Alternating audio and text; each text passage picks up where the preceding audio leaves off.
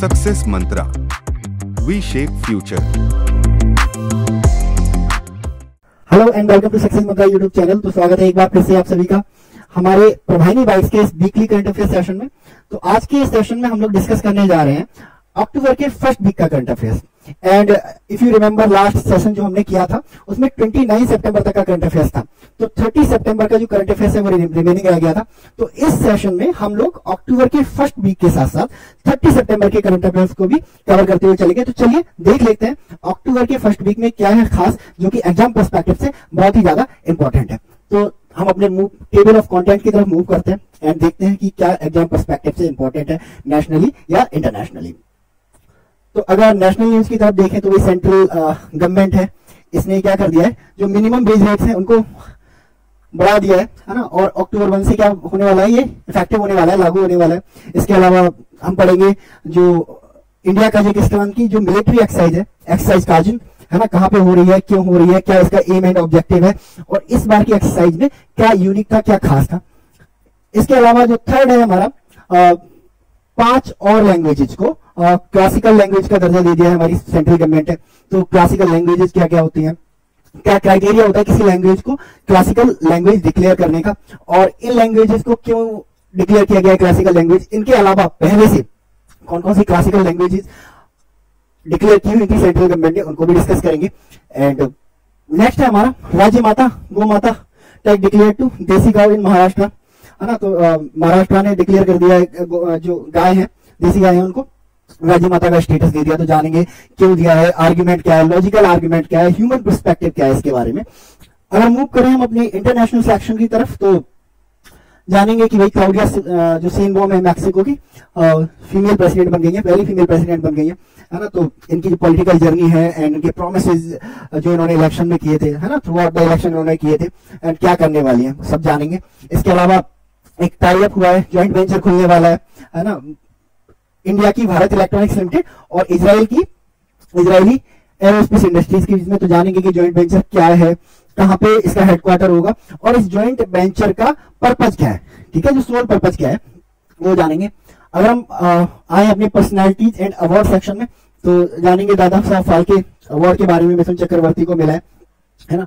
जानेंगे कि कब शुरू हुआ था, क्या क्राइटेरिया है, क्या क्या मिलता है, मिथुन चक्रवर्ती को ही क्यों दिया गया है इस बार, सब जानेंगे। इसके अलावा एमबी श्रेयांश कुमार को बना दिया गया है न्यूज़पेपर सोसाइटी का प्रेसिडेंट, इनके बारे में भी जानेंगे। एंड नेक्स्ट है हमारा 2024 शास्त्र रामानुजन प्राइज, है ना, किसको मिला है, क्या क्राइटेरिया है इसको देने के, और कौन इस अवार्ड को कन्फर करता है सर, ये सब जानेंगे। अगर स्पोर्ट्स सेक्शन की तरफ मूव करें तो सैफ अंडर 17 चैंपियनशिप के बारे में जानेंगे, कौन जीता कौन हारा। ईरानी कप के बारे में जानेंगे, विराट कोहली के बारे में जानेंगे, जिन्होंने हाल ही में क्या हुआ है 27,000 जो रन है वो पूरे किए हैं। इसके अलावा 2 हमारे इंपॉर्टेंट डेज भी रहे हैं इस वीक में, है ना, world teachers day, international day of non violence, इन सब के बारे में जानेंगे। तो चलिए मूव करते हैं अपने टॉपिक्स की तरफ। तो पहला जो टॉपिक है हमारा नेशनल में वो है कि सेंट्रल गवर्नमेंट ने मिनिमम वेज रेट को क्या कर दिया है, हाइक कर दिया है। और ये जो हाइक है 1 अक्टूबर से इफेक्टिव हो गया, क्योंकि वेज रेट बहुत पुराने हो गए थे, है ना, क्योंकि महंगाई बढ़ी है, इन्फ्लेशन बढ़ रहा है, ठीक है, टेक्नोलॉजी ड्रिवन जो है सोसाइटी बन रही है, तो खर्चे बहुत ज्यादा होने लगे हैं, ठीक है। तो सरकार ने विचार किया कि भाई अब टाइम है जो बेज रेट है उनको इंक्रीज कर दिया जाए। तो कितने कितने बेज रेट जो है डिसाइड किए गए हैं, किसको कितना बेज मिलेगा और क्या क्या क्राइटेरिया होगा। तो सरकार ने 4 कैटेगरी डिसाइड की है, बेसिकली 4 कैटेगरी डिसाइड की है, जिसमें आपकी अनस्किल्ड, है ना, ऐसे लोग जो अनस्किल्ड हैं उनके लिए बेज रेट अलग रखा गया है, ठीक है। दूसरी कैटेगरी है सेमी स्किल्ड, यानी कि जो कम पढ़े लिखे लोग हैं, छोटा मोटा काम इन्हें आता है, मतलब कोई फॉर्मल, इनके पास डिग्री या डिप्लोमा नहीं है। इसके अलावा फिर स्किल लोग, है ना, जो डिप्लोमा होल्डर हैं या कोई छोटी मोटी, है ना, टेक्निकल डिग्री अपने पास रखते हैं। चौथा क्राइटेरिया है हाईली स्किल्ड, मतलब जो एमबीबीएस एमएस, मतलब जो हाईटेक स्टडी इन्होंने की होती है उनको हाई स्किल कैटेगरी में रखा गया है। तो 4 कैटेगरी बांटी गई है बेस रेट डिसाइड करने के लिए। इसके अलावा ज्योग्राफिकल, इंडिया के ज्योग्राफिकल एरियाज को 3 सेक्शन में बांटा गया है ना, ए बी सी, इन तीनों ज्योग्राफिकल एरियाज के लिए, है ना, A B C geographical area, है ना, और इन तीनों एरियाज में 4 कैटेगरीज,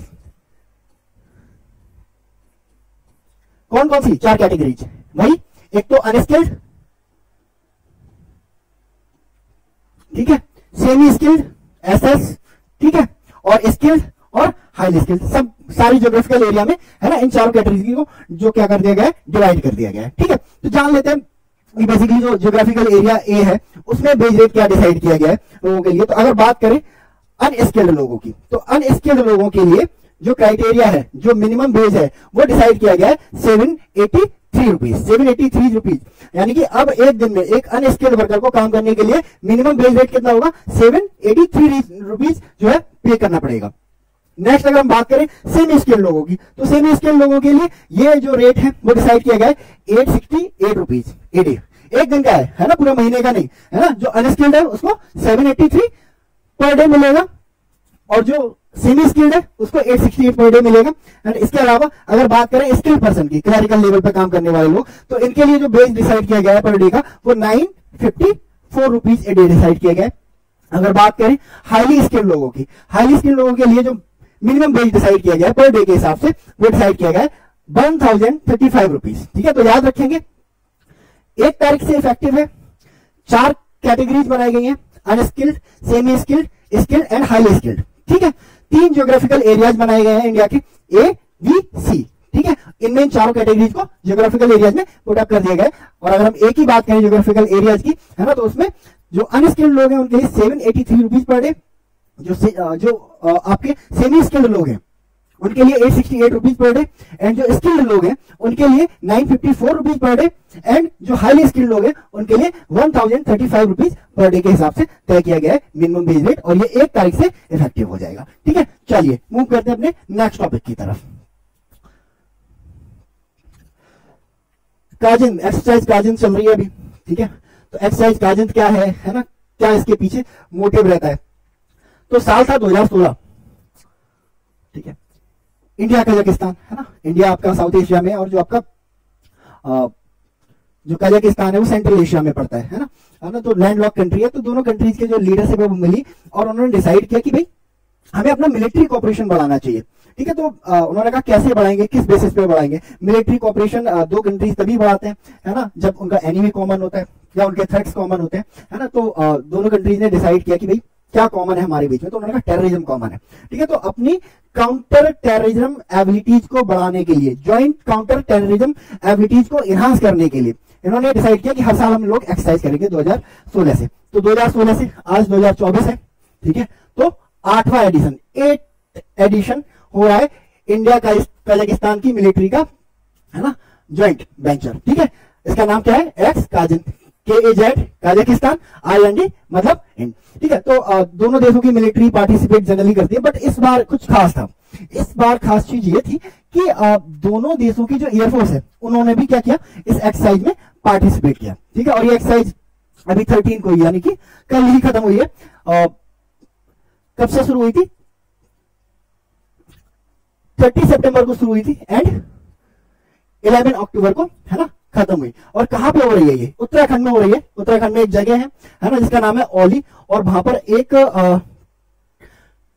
ट्रेनिंग रेंज है जिसका नाम है सूर्य, है ना, फॉरेन ट्रेनिंग नोड। ठीक है, तो औली नाम की एक जगह है जहां पे सूर्य फॉरेन ट्रेनिंग नोड है, वहां पर ये एक्सरसाइज हो रही है, और अब तो कंक्लूड हो चुकी है। खैर, तो याद रखेंगे इस चीज को, पूछ सकता है ना, कि किस लोकेशन पे हो रही है, तो औली पूछ लिया जाएगा, है ना, या फिर किस स्टेट में हो रही है तो उत्तराखंड पूछ लिया जाएगा, या औली के उत्तराखंड में किस जगह पे हो रही है, तो इसको भी याद रखेंगे आप लोग, कहां पे हो रही है ये, सूर्य फॉरेन ट्रेनिंग नोड में हो रही है। ठीक है, पिछले साल कहां हुई थी, पिछले साल ये कजाकिस्तान में हुई थी, क्योंकि 2016 में जब दोनों कंट्रीज ने डिसाइड किया था कि भाई एक मिलिट्री एक्सरसाइज करनी है, तो डिसाइड हुआ था कि ये एक्सरसाइज है ना अल्टरनेट बेसिस पे होगी। अल्टरनेट बेसिस पे मतलब एक साल इंडिया में होगी और एक साल कजाकिस्तान में होगी। ठीक है, इंडिया की तरफ से किस बटालियन ने या किस रेजिमेंट ने इसमें पार्टिसिपेट किया, तो इंडिया की जो रेजिमेंट इसमें पार्टिसिपेट कर रही थी इस बार, वो रेजिमेंट थी कुमाऊं रेजिमेंट। ठीक है, कुमाऊं रेजिमेंट, है ना, जो पहाड़ों में, है ना, ज्यादातर इनको माउंटेन वॉरफेयर का एक्सपीरियंस होता है, तो उन्होंने इसमें पार्टिसिपेट किया, है ना। और अगर बात करें इस बार के एम एंड ऑब्जेक्टिव की, भाई एम एंड ऑब्जेक्टिव क्या था इस बार की एक्सरसाइज का, तो इस बार की एक्सरसाइज का वही है ना, एक जॉइंट कैपेबिलिटी डेवलप करना टू काउंटर टेररिज्म, है ना, याद रखेंगे इस चीज को, टू, है ना, to enhance joint military capability of both side to undertake counter terrorism operations in sub conventional scenario under the chapter 7 of the United Nation charter. ठीक है, याद रखेंगे, पूछा जा सकता है स्टैटिक जीके का पोर्शन बना के कि जो एक्सरसाइज काजिंद है वो कब शुरू हुई थी, तो 2016 में शुरू हुई थी। ठीक है, अल्टरनेट बेसिस पे होती है, याद रखेंगे इस चीज को। चलिए नेक्स्ट टॉपिक की तरफ मूव करते हैं हम लोग। ठीक है, तो जो क्लासिकल लैंग्वेज है उनका स्पैन बढ़ा दिया गया है, यानी कि नंबर्स बढ़ा दिए गए हैं।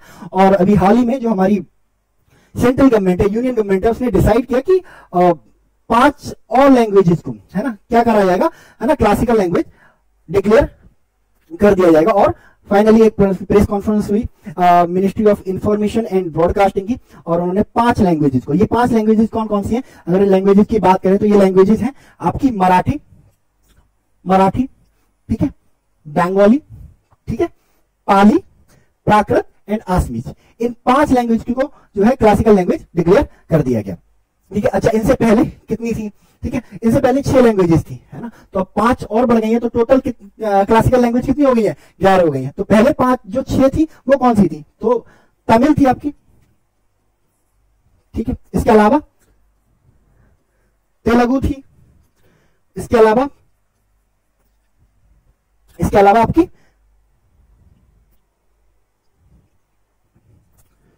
कन्नड़ थी,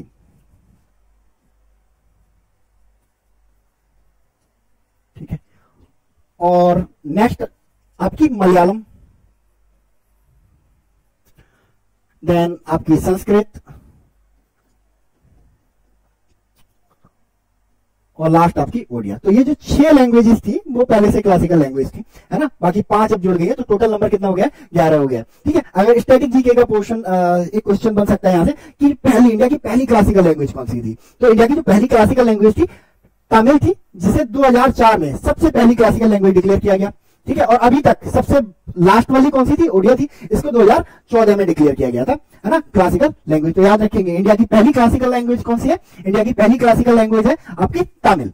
ठीक है, तो याद रखेंगे कितनी हो गई है, 11।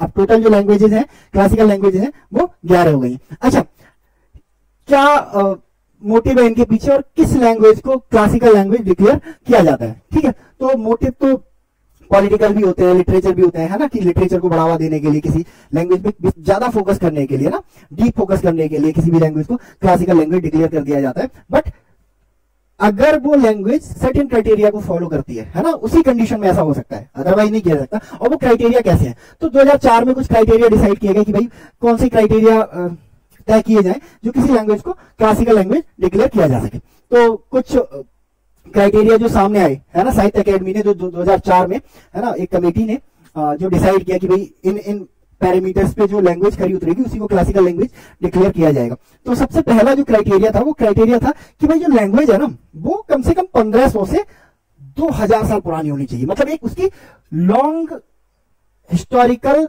जर्नी होनी चाहिए जो कि 1500 से 2000 साल पुरानी होनी चाहिए। इसके अलावा उन्होंने कहा कि भाई जो लैंग्वेज है ना उसका एक एंशिएंट लिटरेचर होना चाहिए, एंशिएंट लिटरेचर होना चाहिए। इसके अलावा जो तीसरा क्राइटेरिया डिसाइड किया गया, तीसरा क्राइटेरिया था कि उसके जो लैंग्वेज है उसकी नॉलेज टेस्ट होनी चाहिए, टेक्स्ट नॉलेज फुल होनी चाहिए, लाइक जैसे प्रोज होनी चाहिए, पोएट्रीज वगैरह होनी चाहिए। तो ये कुछ क्राइटेरिया है किसी भी लैंग्वेज को क्लासिकल लैंग्वेज डिक्लेयर करने के लिए। तो याद रखेंगे कौन कौन सी लैंग्वेजेज हैं, 5 लैंग्वेजेज, मराठी, बांग्ला, पाली, प्राकृत, है ना, एंड एसमीज, 5 लैंग्वेज को डिक्लेयर किया गया। पूछ सकता है कि which of the following language, है ना, declare as the classical language, या which of the following language, है ना, doesn't declare as the classical language recently. तो आपको ऑप्शन दे दिए होंगे, है ना, एंड आप अपना आंसर चूज कर लेंगे। चलिए नेक्स्ट, इंडिया जमैका रिलेशन है ना, एक नए तरह के रिलेशन है ये, है ना, खैर नए तो नहीं है ना, बट कुछ ऐसी डेवलपमेंट हुई है कि जिसकी वजह से एक नए रिश्ते की शुरुआत भी की जा सकती है, या ऐसा कहा जा सकता है कि एक पुराने रिश्ते को क्या किया गया है, पुराने रिलेशन को, है ना, दोबारा से क्या किया गया है, रिवाइव किया गया है। तो अभी हाल ही में क्या हुआ कि जो जमैका है वहां के जो प्राइम मिनिस्टर है उन्होंने विजिट किया इंडिया को। कौन नाम है इनका, क्या नाम है इनका प्राइम मिनिस्टर का, इनका नाम है मिस्टर एंड्रयू होलनेस, और ये जमैका के पहले प्राइम मिनिस्टर हैं जिन्होंने विजिट किया है किसको, इंडिया को, पहले Jamaican prime minister to visit India. तो जब पहली विजिट थी तो, है ना, इंडिया ने भी इनके लिए कुछ खास प्रिपरेशन की थी, इंडिया ने भी एज ए स्वीट जेस्चर इनके लिए कुछ गिफ्ट देने की सोची, और वो गिफ्ट थे लॉन्ग टर्म एमओयूज, है ना, कि भाई हेल्प करते हैं। तो 4 एमओयू जो साइन हुए वो कौन कौन से एमओयूज थे? तो पहला डिसाइड किया गया कि भाई देखो, दोनों कंट्री क्रिकेट प्लेइंग कंट्रीज है ना, तो पहला एमओयू साइन किया गया कि दोनों कंट्रीज एक दूसरे के यहाँ पे क्या करेंगे, है ना, स्पोर्ट को प्रमोट करेंगे, तो कोऑपरेशन इन स्पोर्ट। ठीक है। दूसरा, इंडिया और जमैका के रिलेशन ऐसे नहीं है कि कोई आज या कल में खड़े हो गए। इंडिया और जमैका की जो रिलेशन है लगभग ब्रिटिश कॉलोनियल हिस्ट्री के साथ जुड़े हुए हैं, 200 साल पुराने हैं, है ना। हमारे इंडिया से बहुत सारे लोगों को स्लीप बना के जमैका ले जाया जाता था, एंड उनको वहां पे एग्रीकल्चर में डाल दिया जाता था। तो बहुत सारे इंडियंस, है ना, जिनका ओरिजिन इंडियन है, वो आज भी वहां पर रहते हैं। तो इंडिया और जमैका की जो रिलेशन वो काफी हिस्टोरिकल है ना। तो इन्हीं हिस्टोरिकल रिलेशंस को प्रमोट करने के लिए दोनों कंट्रीज ने डिसाइड किया कि भाई कल्चरल एक्सचेंज प्रोग्राम करेंगे, है ना, बिटवीन द टू कंट्रीज, है ना, फॉर 2024 टू 29। जो ओल्ड रिलेशन है, जो हमारे हिस्टोरिकल रिलेशन है, उनको रिवाइव करने के लिए एक दूसरे के कल्चर को जानना होगा, पहचानना होगा और रिवाइव करना पड़ेगा। ठीक है। नेक्स्ट जो एमओयू साइन किया गया, है ना, वो साइन किया गया, मतलब अमूमन सारे कंट्रीज ही हमारे साथ एमओयू साइन करना चाहते हैं एक्चुअली, है ना। NPCI, national payment corporation of India, है ना, यूपीआई एक रिवोल्यूशन है पूरे दुनिया में। हर कोई कंट्री चाहता है कि हम एनपीसीआई के साथ कोलैबोरेट करें और यूपीआई जैसा कुछ डेवलप करें, या यूपीआई की टेक्नोलॉजी जो है अपने यहाँ पे ट्रांसफर करें। तो एनपीसीआई के साथ हुआ है, एनपीसीआई इंटरनेशनल पेमेंट्स के साथ हुआ है। और किसने किया है? जमैका की कंपनी है ईगो ऑफ जमैका लिमिटेड। जैसे हमारे एनपीसीआई है, वैसे ही जमैका की ईगो ऑफ जमैका लिमिटेड है। नेक्स्ट है आपका कि भाई जो इंडिया है ना, वो अपना डिजिटल इंफ्रास्ट्रक्चर शेयर करेगा किसके साथ में? जमैका के साथ में। हमारा जो एक डिजिटल सोशल इंफ्रास्ट्रक्चर है ना, वो कमेंडेबल है। 150 करोड़ की पॉपुलेशन है ना, और हम क्या कर रहे हैं, है ना, 150 करोड़ की पॉपुलेशन को क्या कर रहे हैं, सेटिस्फाई कर रही है हमारी गवर्नमेंट। कैसे? अपनी सर्विसेज के थ्रू। और कैसे रीच आउट कर पा रही है हमारी गवर्नमेंट 150 करोड़ लोगों को, है ना। तो all thanks to our digital social infrastructure, like, है ना। बात करें जैसे फॉर एग्जाम्पल आपने सुना होगा, कोविड हुआ था, कोविड की वैक्सीन बनी थी, है ना। तो 150 करोड़ लोगों तक कैसे गवर्नमेंट रीच आउट करे, कैसे पता चलेगा कि सबका वैक्सीनेशन हो गया है या नहीं हो गया? तो सरकार ने क्या बनाया? कोविन ऐप बनाया, है ना। कोविन ऐप पे लोग क्या करते थे? रजिस्टर करते थे, है ना, और उनको एक हॉस्पिटल अलॉट कर दिया जाता था, एक टाइम अलॉट कर दिया जाता था कि भाई इस टाइम जाओगे और आपको जो वैक्सीनेशन हो जाएगा। तो इससे गवर्नमेंट को एक डेटा मिल जाता था, है ना, कि इस कॉलोनी में रहने वाले मिस्टर एक्स का वैक्सीनेशन हो गया, है ना। एंड मिस्टर एक्स को भी घर बैठे बैठे क्या मिल जाती थी? कोविड वैक्सीन के लिए अपॉइंटमेंट मिल जाती थी। तो एक रिवोल्यूशनरी आइडिया था। इसके अलावा कोविड टाइम की अगर बात करें, लॉकडाउन पीरियड की बात करें, आरोग्य सेतु, तो बहुत सारे आधार, है ना, आधार की इंपॉर्टेंस सभी जानते हैं, सिम से लेके लैपटॉप तक, है ना, कुछ भी खरीदना हो, है ना, रूम रेंट करना हो, आधार चाहिए, है ना। तो एक आधार एक बहुत ही स्ट्रॉन्ग क्या है ना, डिजिटल प्लेटफॉर्म है। तो इसी तरह की जो डिजिटल पब्लिक इंफ्रास्ट्रक्चर की जो फैसिलिटीज है, उनकी टेक्नोलॉजी शेयरिंग की बात करेंगे, जमैका ने कहा भाई हमारे साथ शेयर करो। तो ये 4 एमओयू हमने साइन किए। इसके अलावा जैसे कि मैंने बताया, पहली विजिट है ना, तो इंडिया ना, हमारा जो कंट्री है वो ऐसा कोई डिफरेंस नहीं करता कि कोई कंट्री, सामने वाला कंट्री छोटा है या बड़ा है ना। हम इस तरह का डिफरेंशिएट नहीं करते हम किसी के साथ में। तो इनको ऑनर करने के लिए, है ना, Jamaican prime minister Andrew wholeness को ऑनर करने के लिए, है ना, हमारे जो प्राइम मिनिस्टर नरेंद्र मोदी है, उन्होंने एक रोड का नाम, है ना, जमैका मार्ग रख दिया। किस रोड का नाम जमैका मार्ग रखा? जहाँ पे जमैका हाई कमीशन है ना, उसके सामने जो रोड है ना, उसको क्या नाम दे दिया गया? जमैका नाम दे दिया गया। ठीक है। अगर बात करें जमैका के बारे में कि भाई जमैका की क्या कैपिटल है, क्या करेंसी है, तो जमैका की जो कैपिटल है, पेन ड्राइव आती थी उसी कंपनी की पहले, किंगस्टन, है ना। तो जमैका की जो कैपिटल है किंगस्टन है। और अगर करेंसी की बात करें तो कौन सी यूज करते हैं? ये जमैकन डॉलर यूज करते हैं। और प्राइम मिनिस्टर मैंने आपको बता ही दिया, एंड्रयू होलनेस। ठीक है। चलिए नेक्स्ट, राज्य माता, गो माता का टैग, ठीक है, महाराष्ट्र की गवर्नमेंट ने, है ना, फाइनली, है ना, ये करके दिखाया है।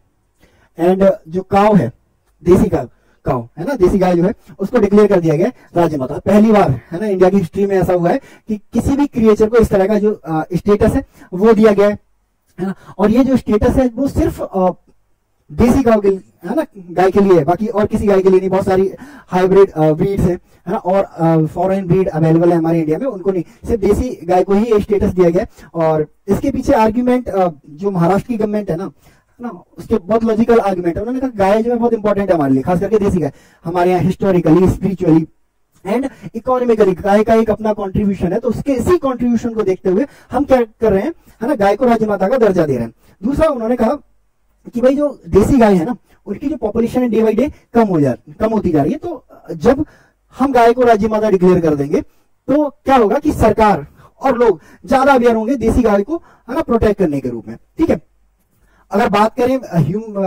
हिंदू पर्सपेक्टिव की, है ना, तो जानते ही हो हिंदू पर्सपेक्टिव में गाय क्या माना जाता है, माँ के समान माना जाता है ना, तो उनके लिए एक रेस्पेक्ट की बात है, एक ऑनर की बात है। तो ये हिंदू पर्सपेक्टिव है। ठीक है, तो चलिए नेक्स्ट, चलिए इंटरनेशनल सेक्शन की तरफ मूव करते हैं।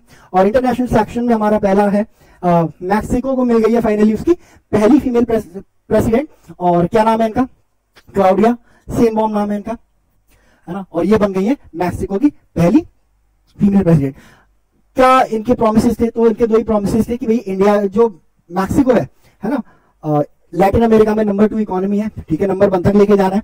एंड दूसरा इन्होंने जिस पे बहुत ज्यादा फोकस किया वो है कि वुमेन राइट, है ना, मैक्सिको में भले ही वो नॉर्थ अमेरिका की कंट्री है बट वुमेन राइट्स को लेकर उतनी अवेयरनेस नहीं है ना, वुमेन प्रोटेक्शन को लेके उतनी सिक्योरिटी नहीं है जितनी होनी चाहिए। तो वुमेन राइट्स को लेके, है ना, और इकोनॉमिक इश्यूज को लेके ये पॉलिटिकल बैटल में उतरी थी और फाइनली ये बन गई है मैक्सिको की पहली प्राइम मिनिस्टर, है ना। जो मैक्सिको की कैपिटल है मैक्सिको सिटी, है ना, वहां की ये मेयर भी रह चुकी है। तो इन्होंने अपनी जो पॉलिटिकल जर्नी है वो यहीं से शुरू की। ठीक है, चलिए जान लेते हैं मैक्सिको के बारे में। वैसे सारा कुछ हम जान ही चुके हैं। मैक्सिको की कैपिटल मैक्सिको सिटी, अभी मैंने बताया आपको, है ना। करेंसी क्या है, बहुत पूछी जाती है एग्जाम्स में, करेंसी पीसो।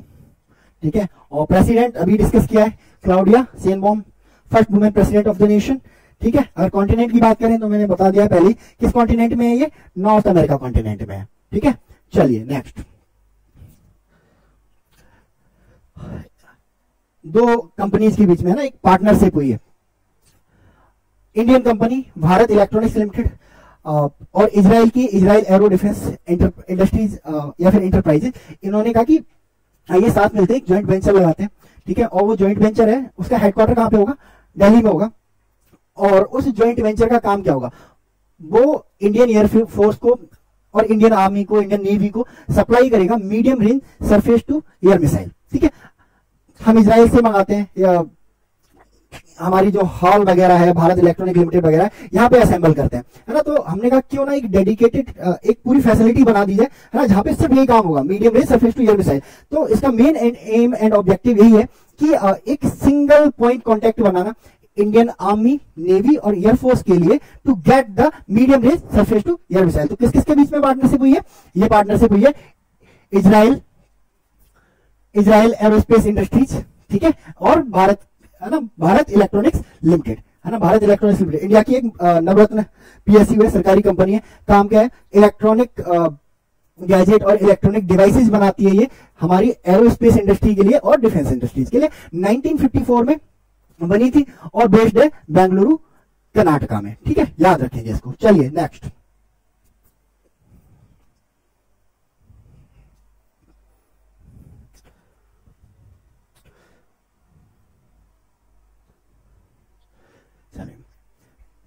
तो फाइनली अनाउंस हो गया है ना, Dada Saheb Phalke life time achievement award.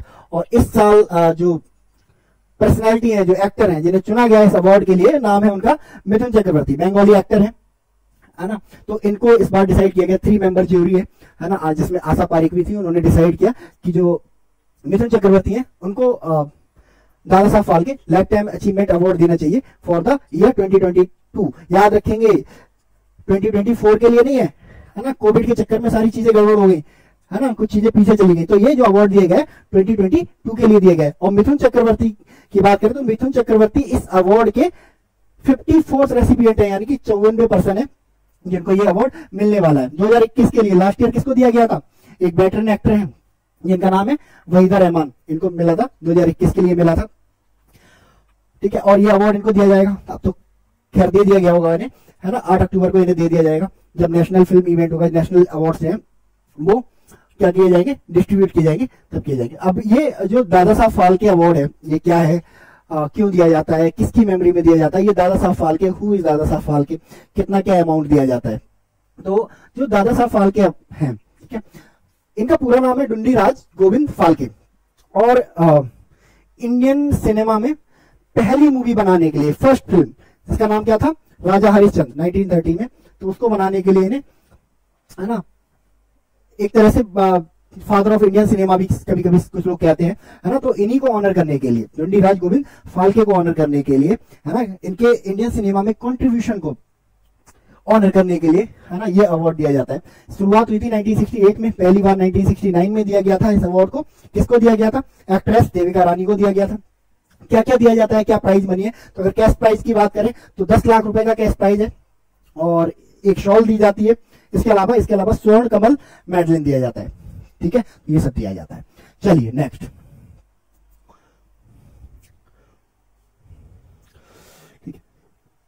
MV श्रेयम्स Kumar, ठीक है, इंडियन न्यूज़पेपर सोसाइटी के नए प्रेसिडेंट। इंडियन न्यूज़पेपर सोसाइटी क्या है, Indian newspaper society is like the kisan union of print media industry, है ना, जिस किसान यूनियन होती है ना, किसानों के मुद्दे रखती है, वैसे ही इंडियन न्यूज़पेपर सोसाइटी जो न्यूज़पेपर फर्म्स हैं, है ना, उनके यूनियन की तरह है। गवर्नमेंट अगर कोई प्रॉब्लम होती है तो गवर्नमेंट के सामने अपनी मांग उठाना, है ना, अपने किसी डिस्प्यूट पे कंसेंसस बनाने के लिए सोसाइटी को बनाया गया है, ठीक है। तो हर साल इलेक्शन होते हैं इसमें, है ना, for the post of president और अदर पोस्ट के लिए भी, है ना, इलेक्शंस होते हैं, है ना। तो जितने भी मैनेजिंग डायरेक्टर्स, एडिटर्स होते हैं वो इसमें पार्टिसिपेट करते हैं वोटिंग में एंड कंटेस्टिंग में, और उन्हीं में से एक को क्या चुना जाता है ना, इसका प्रेसिडेंट चुना जाता है। तो इस बार जो प्रेसिडेंट बनाए गए हैं, ठीक है, इस बार के जो प्रेसिडेंट हैं, इस साल के लिए जिन्हें प्रेसिडेंट चुनाया गया है वो है एमवी श्रेयम्स कुमार, ठीक है, और ये मैनेजिंग डायरेक्टर हैं किसके, मातृभूमि न्यूज़पेपर के, ठीक है, याद रखेंगे इस चीज को। चलिए नेक्स्ट, शास्त्र रामानुजम प्राइज, है ना, 2024 का सत्र रामानुजम प्राइज, है ना, किसको दिया गया है, ठीक है, तो इन पर्सन को दिया गया है, क्या नाम है इनका, क्या नाम है इनका, अलेक्जेंडर डन, ठीक है, और ये कहां से आते हैं, Georgia institute of technology USA में, है ना, एज ए रिसर्च स्कॉलर काम करते हैं ये, ठीक है, मात्र 32 साल की एज है इनकी, ठीक है। तो क्या है ये शस्त्र रामानुजम प्राइज और क्यों दिया गया है अलेक्जेंडर डन को, तो शस्त्र रामानुजम प्राइज 2005 में इस प्राइज को बनाया गया, ठीक है, और इस अवार्ड का जो पर्पस था ना, यंग मैथमेटिशियन, जो मैथमेटिशियन होते हैं उनको ऑनर करना था, जो ऐसे मैथमेटिशियन जो रिसर्च के फील्ड में बहुत अच्छा काम कर रहे हैं, मैथमेटिक्स की फील्ड में बहुत अच्छा काम कर रहे हैं, उनको अवार्ड देना इसका जो है सोल पर्पस था। तो अलेक्जेंडर डन जो जॉर्जिया इंस्टीट्यूट ऑफ टेक्नोलॉजी में अभी, है ना, एज ए रिसर्च स्कॉलर काम कर रहे हैं, ठीक है, तो उनके मैथमेटिकल कंट्रीब्यूशन को देखते हुए इस साल के लिए चुना गया है उन्हें, है ना, टू कन्फर द शस्त्र रामानुजम प्राइज 2024, ठीक है।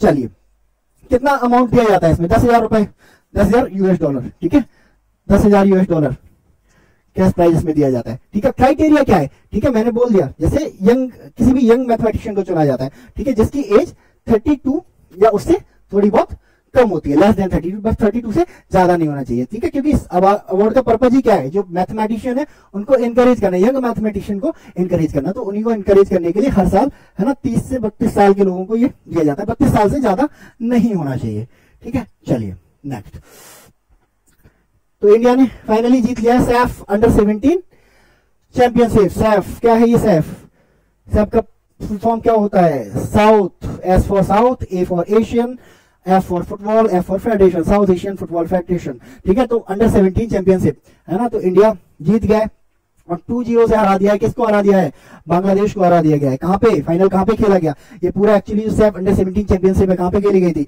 भूटान में खेली गई थी, फाइनल थिम्पू में खेला गया था। तो याद रखेंगे किसको हराया है, बांग्लादेश को हराया है इन्होंने, ठीक है। और कोई मैच हारी है क्या अंडर सैफ अंडर 17 चैंपियनशिप में, तो India was the undefeated team, यानी कि कोई मैच नहीं आ रहा, एकदम क्लीन स्वीप दिया है इन्होंने, ठीक है, तो याद रखेंगे इसको।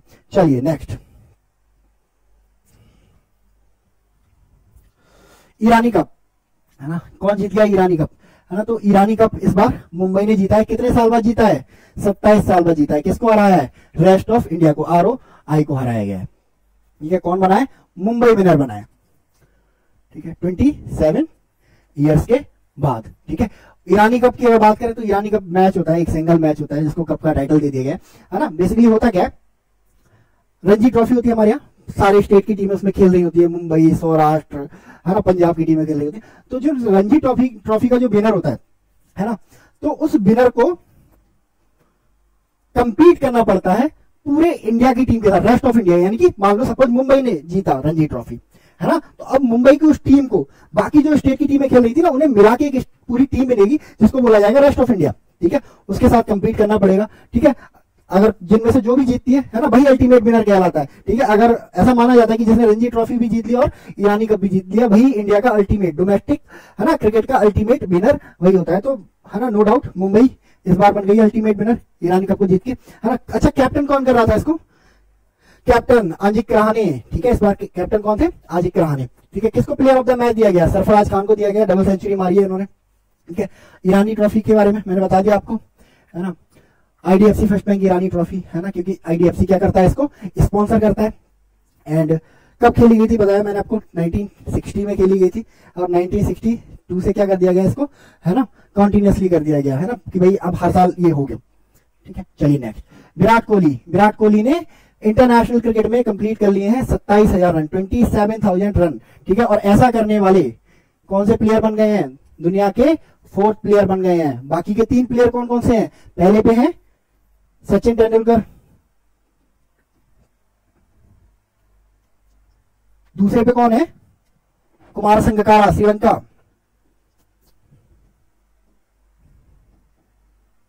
और थर्ड है आपके रिकी पॉन्टिंग।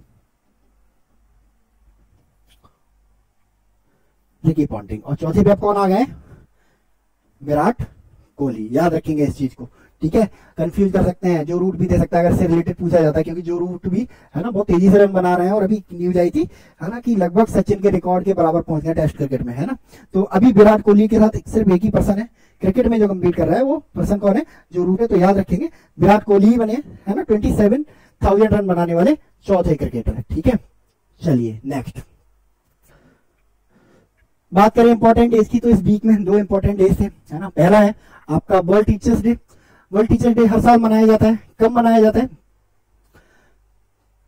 5 अक्टूबर को, अक्टूबर 5 को। और क्या पर्पज है वर्ल्ड टीचर्स डे को मनाने का, है ना। तो टीचर्स डे को मनाने का जो पर्पज है वो है जो टीचरों की जो स्थिति है, जो स्टेटस है, उसको सुधारना, और टीचरों को उनका ड्यू रेस्पेक्ट दिलवाना जो वो डिजर्व करते हैं। क्योंकि बोला जाता है कि जो टीचर है वो किसी भी सोसाइटी के ओरिजिनल बिल्डर होते हैं, है ना। बट उस तरह का ऑनर उन्हें, उस तरह का पे उन्हें, उस तरह का स्ट्रेचर उन्हें समाज में हासिल नहीं होता। तो यही सब चीजें दिलाने के लिए हर साल 5 अक्टूबर को क्या मनाया जाता है? वर्ल्ड टीचर्स डे मनाया जाता है। ठीक है, इस बार का जो थीम है, इस बार का थीम क्या रखा गया था वर्ल्ड टीचर्स डे के लिए, है ना। तो इस बार का जो थीम है ना बहुत लाउड था, मतलब valuing teachers voices towards a new social contract for education, है ना। तो बहुत कुछ कहती है ये थीम, है ना। थीम कहती है कि भाई देखो, टीचर्स को सिर्फ क्लासरूम तक सीमित मत रखो, है ना। जैसे टीचर्स क्या होते हैं? बिल्डर्स होते हैं सोसाइटी के, है ना, सेव करते हैं फ्यूचर को, नर्चर करते हैं, है ना। तो हम क्यों नहीं उनको जो पॉलिसी मेकिंग है उसमें शामिल करते हैं, है ना। उन्हें डिस्कोर्स में शामिल क्यों नहीं करते कि भाई जो समाज है उसको, है ना, जो सोसाइटी है उसको सही डायरेक्शन में कैसे लीड करें, इस चीज पर हम उनसे विचार विमर्श क्यों नहीं करते, है ना। तो इस बार की जो थीम है उसका मतलब ही यही था, है ना। Include teacher in educational policy making, है ना। Recognise educator as expert in their field, create platform for teacher to share their experience and insight for the develop collaborative approach to educational reform. ठीक है, चलिए next. कब से मनाया जा रहा है? 1994 से मनाया जा रहा है। ठीक है, international day of non violence, है ना। हमारे यहाँ 2 अक्टूबर को क्या होता है? गांधी जयंती होती है, और यूनाइटेड नेशन इसी गांधी जयंती को किसके रूप में सेलिब्रेट करता है? हर साल 2 अक्टूबर को international day of non violence के रूप में, है ना, मनाते हैं। और कब से मनाया जा रहा है? लगभग 2007 से मनाया जा रहा है। और 2 पर्पज होते हैं इसके मेनली, है ना। एक तो जो to disseminate the message of non violence through education and public awareness, है ना। पब्लिक अवेयरनेस फैलाना कि भाई जो नॉन वायलेंस है ना, उसके क्या फायदे हैं, है ना। क्या एक सोसाइटी एज ए सोसाइटी हम नॉन वायलेंस रह के हासिल कर सकते हैं। दूसरा क्या है? Reaffirm the universal relevance of non violence principle, है ना। गांधी जी के जो नॉन वायलेंस प्रिंसिपल है उनको क्या करना? रीअफर्म करना, है ना। दुनिया में क्या करना? रूट करना। ठीक है, तो याद रखेंगे इस चीज को, है ना। कब से मनाया जा रहा है इसको? 2007 से मनाया जा रहा है। ठीक है, चलिए, तो ये रहा अक्टूबर के पहले वीक का करंट अफेयर्स। मिलते हैं हम लोग नेक्स्ट सेशन में, उसमें हम लोग Q&A डिस्कस करेंगे। हमने जो कुछ भी ये पढ़ा है है ना, उससे रिलेटेड बहुत सारे क्वेश्चंस होंगे, है ना, उनको हम लोग डिस्कस करने वाले हैं, है ना। तो मिलते हैं नेक्स्ट सेशन में, तब तक के लिए thank you so much and God bless you all.